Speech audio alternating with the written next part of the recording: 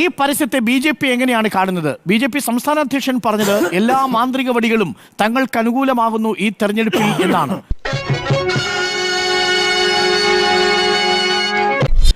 ഒരു കാലത്ത് നിങ്ങളുടെ വാരിയറായിരുന്ന സന്ദീപ് വാര്യർ അങ്ങനെ ഒരു ഫേസ്ബുക്ക് പോസ്റ്റ് ഇട്ടിരുന്നോ ശങ്കുട്ടി ദാസ്?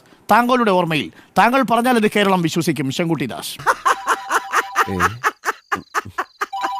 തീർച്ചയായിട്ടും ഈ ചർച്ചയിൽ വളരെ ആധികാരികമായിട്ടും ഉറപ്പോട് കൂടിയിട്ടും ഞാൻ പറയാം, അത് സന്ദീപ് വാര്യർ ഇട്ട പോസ്റ്റ് തന്നെയാണ്. ആ പോസ്റ്റ് സന്ദീപ് വാര്യർ ഇട്ടത് 2016 സെപ്റ്റംബർ 19 തീയതിയാണ്. അതെ, തീർച്ചയായിട്ടും സന്ദീപ് വാര്യരുടെ പോസ്റ്റ് തന്നെയാണ്. സന്ദീപ് വാര്യർ പാലക്കാട് എന്ന ഐഡിയിൽ നിന്ന്, അദ്ദേഹം മുൻപ് ഉപയോഗിച്ചിരുന്ന ഐഡിയിൽ നിന്ന് അദ്ദേഹം ഇട്ട പോസ്റ്റാണ്. 2016 സെപ്റ്റംബർ 19 തീയതിയാണ് സന്ദീപ് വാര്യർ ആ പോസ്റ്റ് ഇടുന്നത്. ഇപ്പൊ സന്ദീപ് ഞാൻ ആ പോസ്റ്റ് ഇട്ടിട്ടില്ല എന്നല്ലല്ലോ പറയുന്നത്, അതൊരു ഫാക്ട് ചെക്കിംഗ് ഏജൻസി പരിശോധിച്ചിട്ട് അത് വ്യാജമാണെന്ന് തെളിയിച്ചിട്ടുണ്ടല്ലോ എന്നുള്ളതാണ്. നമുക്കറിയാം ഫാക്ട് ചെക്കിംഗ് ഏജൻസികളെ കൊണ്ട് അങ്ങനെയുള്ള പല സൗകര്യങ്ങളും നമുക്ക് ഉണ്ട്. ഓരോ പ്രസ്ഥാനത്തോടും ഓരോ പാർട്ടിയോടും ഒക്കെ അനുഭാവം പുലർത്തുന്ന പല ഫാക്ട് ചെക്കിംഗ് ഏജൻസികളും ഉണ്ട്. അവരുടെ സൗകര്യാനുസരണം പല വാർത്തകളെയും വ്യാജമാക്കി കൊടുക്കാറുണ്ട്, ചില വാർത്തകളെ ശരിയാക്കി കൊടുക്കാറുണ്ട്.